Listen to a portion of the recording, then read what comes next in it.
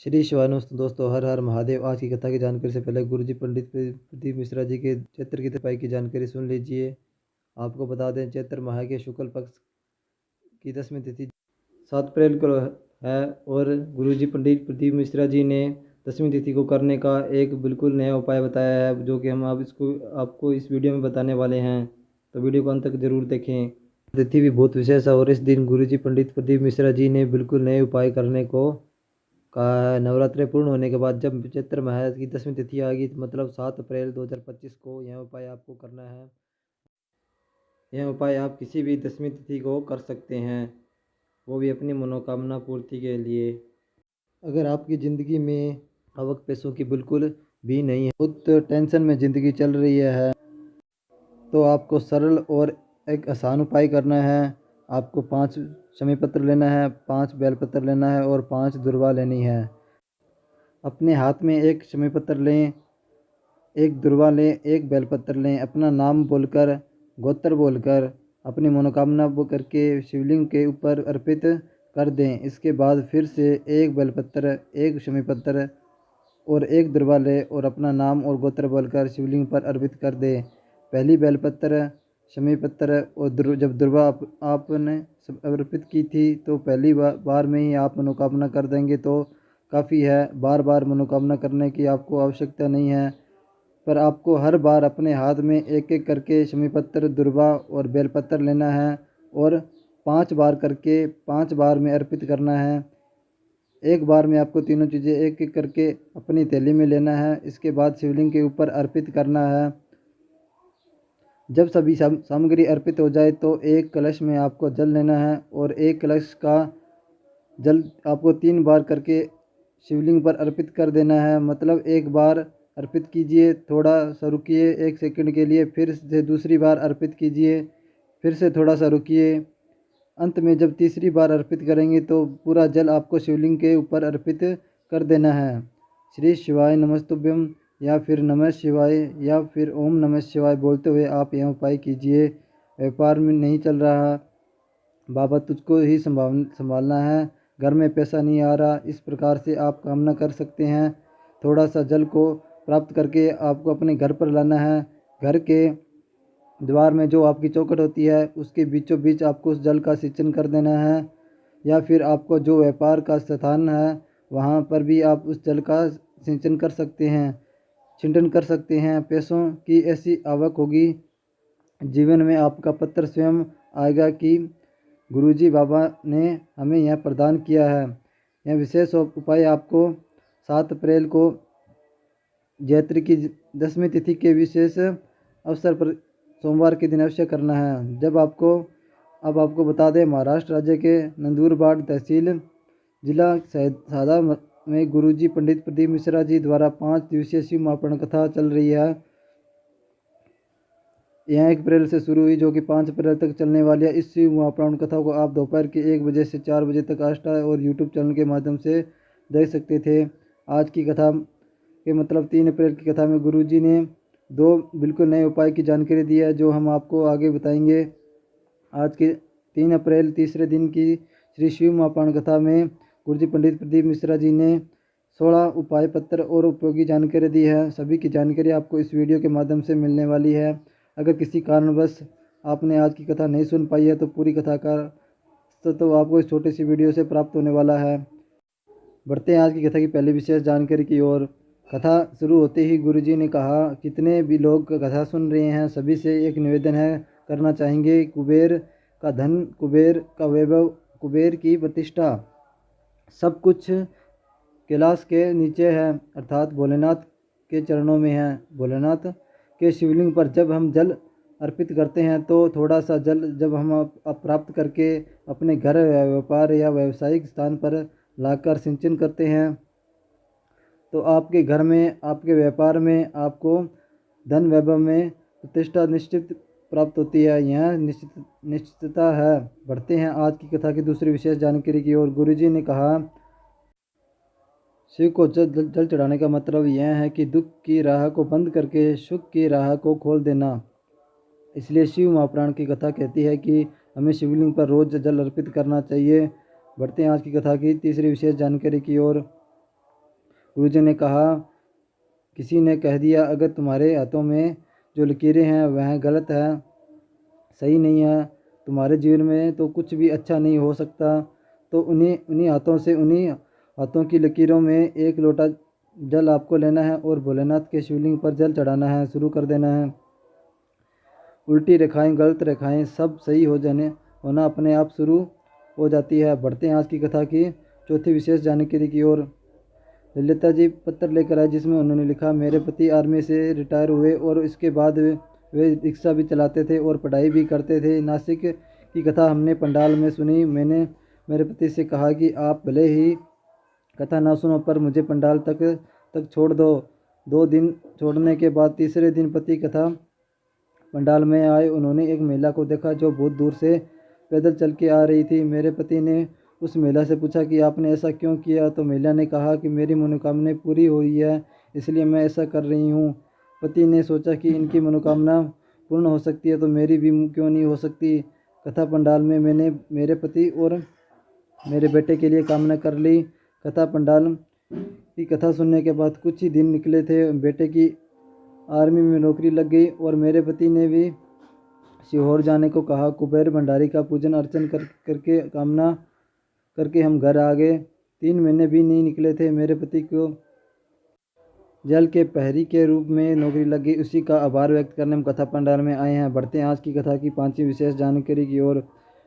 गुरुजी ने कहा, अंग्रेजों ने भारत में आकर सबसे पहले राजा महाराजाओं के खानदान को तोड़ना चाहा और जब वे खानदान नहीं तोड़ पाए तो उन्होंने खान पान तोड़ना शुरू कर दिया।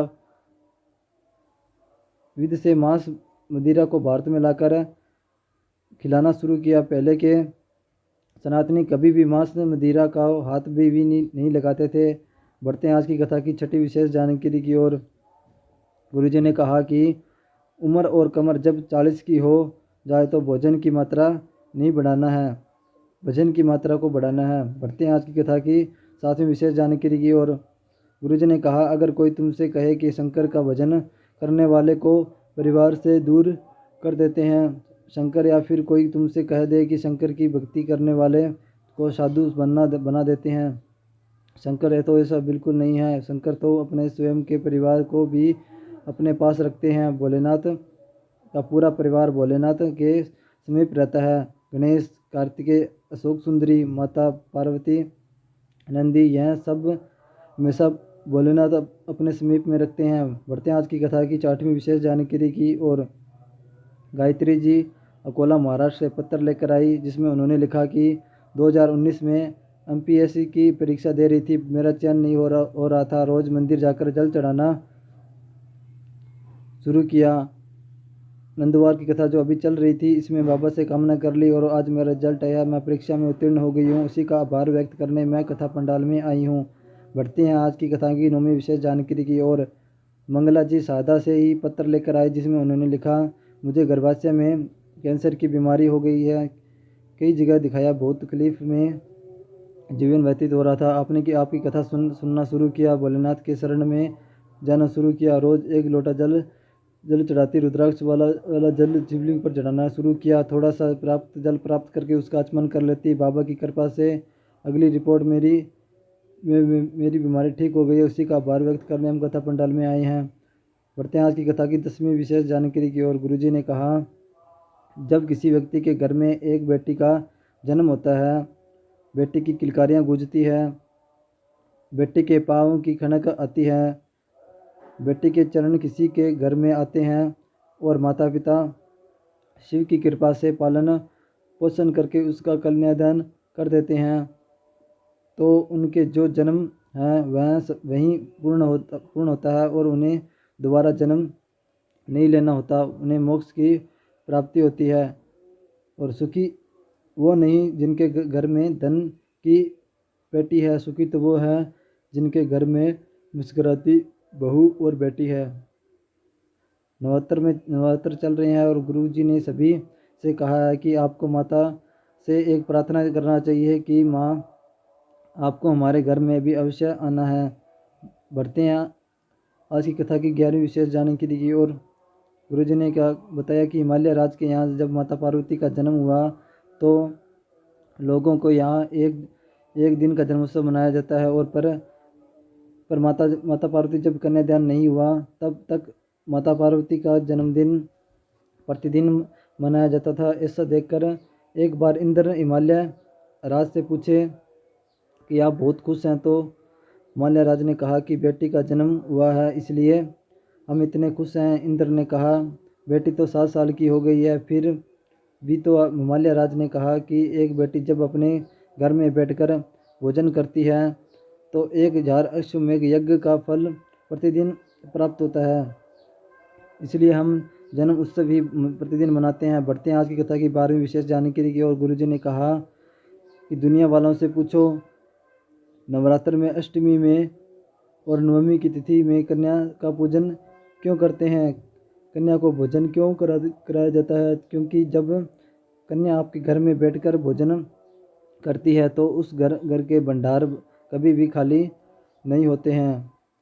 बढ़ते हैं आज की कथा की 13वीं विशेष जानकारी की ओर। गुरुजी ने कहा आजकल के लोग मंदिर में जाकर भगवान से बोलते हैं कि हमें बेटा दे दो और बाजू में बैठी लक्ष्मी जी ने कहती है कि इनको सिर्फ बेटा देना, लक्ष्मी मत देना। और जब आगे चलकर बेटा लक्ष्मी स्वरूप में धन चाहता है और उसे धन नहीं मिलता और ना ही उसे लक्ष्मी स्वरूप में पत्नी मिल पाती है।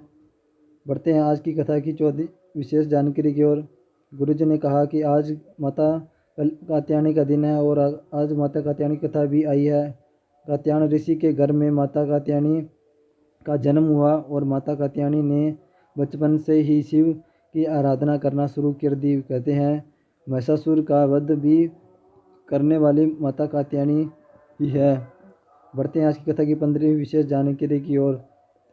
गुरुजी ने कहा कि माता कात्यायनी ने तो बहुत से सूत्र दिए हैं पर आपको 2 सूत्र अवश्य में ध्यान में रखना चाहिए। पहला सूत्र है माता कात्यायनी अपने पिता से कहती है कि एक नारी का जीवन संपूर्ण संघर्ष और समर्पण का जीवन होता है। एक नारी अपने परिवार को कुल को पार लगा सकती है पर एक नारी अपने परिवार में रहकर भेद करती है तो अपने आप को और अपने पूरे कुल को डुबो देती है।